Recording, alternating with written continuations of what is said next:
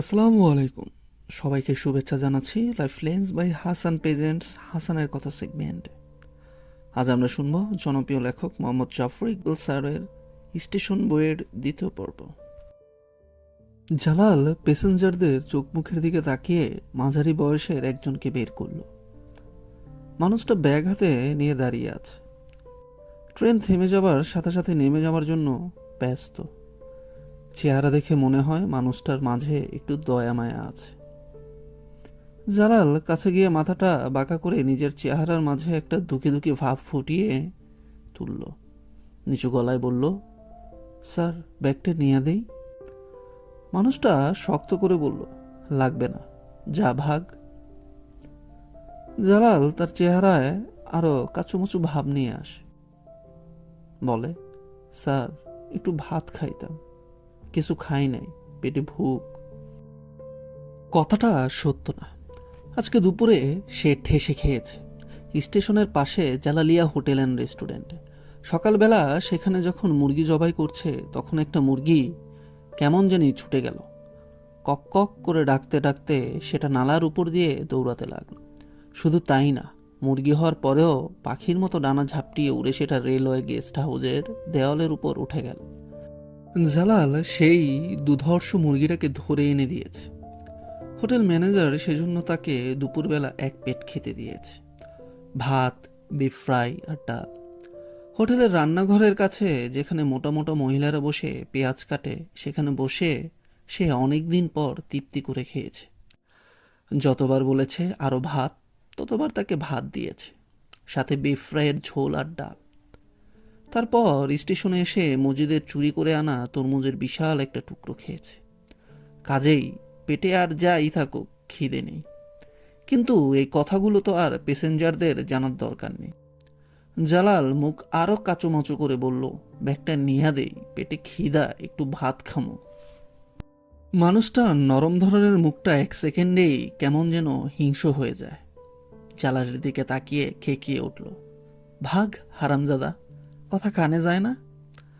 জালাল মনে মনে বলে, তুই হারামজাদা। তারপর এই মানুষটার পিছনে আর সময় নষ্ট করল না। ভালো মানুষ ধরনের অন্য একজনের কাছে গিয়ে তার পেটে মোটা ব্যাগটা ধরে বলল, স্যার ব্যাগটা নামাই দেই। মানুষটার চেহারা শুধু ভালো মানুষের মতো, আসলে সে এক মহাবত। সে জালালের দিকে তাকাইলই না, কথাটা শুনছে সেরকম ভান পর্যন্ত করল না। কেমন যেন অন্যমনস্ক ভাব করে দাঁড়িয়ে রইল। এই প্যাসেঞ্জারের পিছনের সময় নষ্ট না করে লাভ নেই, জানার পরেও জালাল শেষ চেষ্টা করল। ডান হাতটা বুকের কাছে আড়াআড়িভাবে ধরে মাথাটা একটুখানি বাঁকা করে মুখের মাঝে একটু দুঃখ দুঃখ ভাব ফুটিয়ে বলল, স্যার ব্যাগটা নামাই দেই, পেটে ভুক, একটু ভাত খামো। মানুষটা একটু হাই তুলে জানালা দিয়ে বাইরে তাকালো, যেন জালাল আশেপাশে আছে, কিছু একটা বলছে, সেটা সে লক্ষ্য পর্যন্ত করেনি।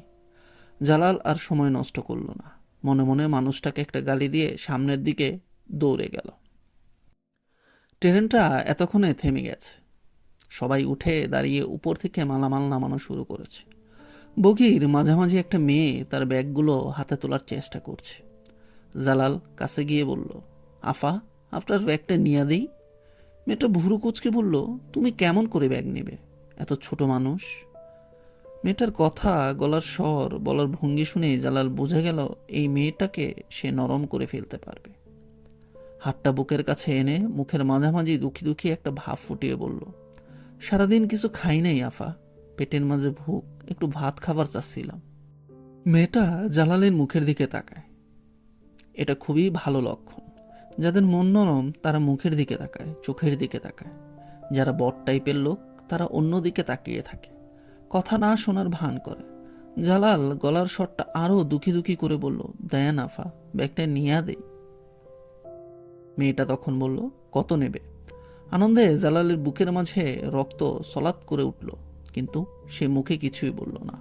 মুখটা আরো দুঃখী দুঃখী করে বলল, আপনি যা দেবেন তাই। মেয়েটা বলল, কত দিতে হবে আগে থেকে বলো। জালাল কোনো কথা না বলে টান দিয়ে একটা ব্যাগ মাথায় তুলে নিয়ে বলল, আপনি খুশি হয়ে যা দিবেন তাই আফা। মেয়েটা এবার হাল ছেড়ে দেওয়ার ভঙ্গি করে বলল, ঠিক আছে, চলো তাহলে। জালালের মুখে হাসি ফুটে উঠল এবং এইবারে সে এটা লুকানোর চেষ্টা করলো না। এই মেয়েটা এখন তাকে যত দিতে চাইবে সে ভান করবে সেটা কম, আরও আরও বেশি দেওয়ার জন্য সে ঘ্যান ঘ্যান করতে থাকবে।